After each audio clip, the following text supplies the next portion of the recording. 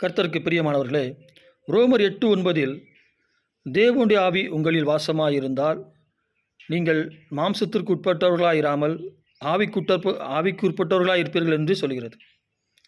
நீங்கள் இப்பொழுது மாம்சத்துக்கு உட்பட்டவர்களாக இருந்தால் உங்களிடத்தில் தேவனுடைய ஆவி இல்லை என்று அர்த்தம். அப்படி உங்களை குற்றப்படுத்துவதற்காக இந்த வாசனம் எழுதப்படவில்லை. இதை ஆவியானவர் எழுதவில்லை. நீங்கள் மாம்சத்திற்கு உட்பட்டவர்களாக இராமல் ஆவிக்கு உட்பட்டவர்களாக இருக்க வேண்டும் என்பதற்காகத்தான் இது எழுதப்பட்டிருக்கிறது.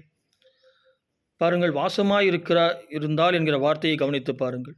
பழைய நாட்களில் தேவ ஆவியானவர் ஒருவர் மீது சில நேரமோ சில நாட்களோ அப்படித்தான் இறங்குவார். இல்லையென்றால் தேவைப்படுகிற பொழுது ஆவியானவர் அவர்கள் மீது இறங்குவார்.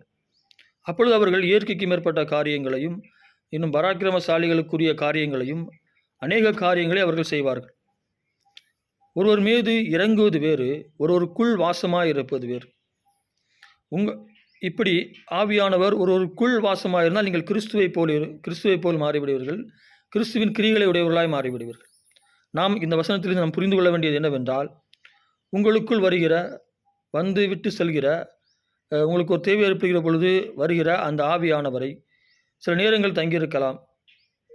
இல்லை என்றால் ஒரு நிமிடம் உங்கள் மீது வந்து இறங்கலாம்.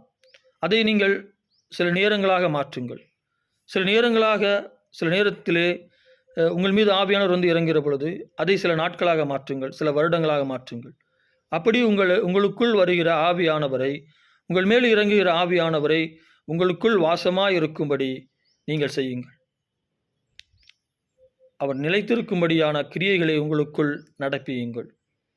அதுதான் சரியான இந்த வசனத்தின் விளக்கமாக இருக்கும். உங்களை குற்றப்படுத்திவிட்டு எளிதாக சென்று விடலாம். உங்களுக்குள் தேவனுடைய ஆவி இல்லை, நீங்கள் மாம்சத்துக்கு உட்பட்டவர் என்று குற்றப்படுத்திவிட்டு செல்லலாம். அதற்காக ஆவியானவர் இந்த நேரம் உங்களிடத்தில் பேசவில்லை. நீங்கள் ஆவிக்குரியவர்களாய் மாறும்படிதான் உங்கள் மீது வருகிற பரிசுத்த ஆவியானவர் உங்களுக்குள் வாசமாக இருக்கும்படிதான் ஆவியானவர் இன்று உங்களோடு கூட பேசிக்கொண்டிருக்கிறார். அப்படியானால் உங்கள் மீது தேவ ஆவியானவர் இருக்கிறார். நீங்கள் ஒரு பிரச்சனை என்கிற பொழுது, உங்களுக்கு ஒரு தேவை ஏற்படுகிற பொழுது ஆவியானவரை அழையுங்கள். அவர் உங்களுக்காக உங்கள் மீது வந்து இறங்குவார். இந்த அனுபவங்கள் தான் அவர் உங்களுக்குள் வாசம் செய்யும்படியாக உங்களை வழிநடத்துகிறதா இருக்கிறது. அதனால் பரிசுத்த ஆவியானவர் உங்களிடத்தில் இல்லை என்றும் நீங்கள் மாம்சத்துக்கு உட்பட்டவர்கள் என்றும் நினைத்து விலகி சென்று விடாதீர்கள். அவர் உங்களிடத்தில் சொல்வதற்கான காரணம், நான் உங்கள் மீது வந்து இறங்குகிறேன், உங்கள் மீது வாசமாக இருக்கும்படி நீங்கள் செய்யுங்கள், அதற்கேற்ற கிரியைகளை நடப்பீங்கள் என்று சொல்கிறார்.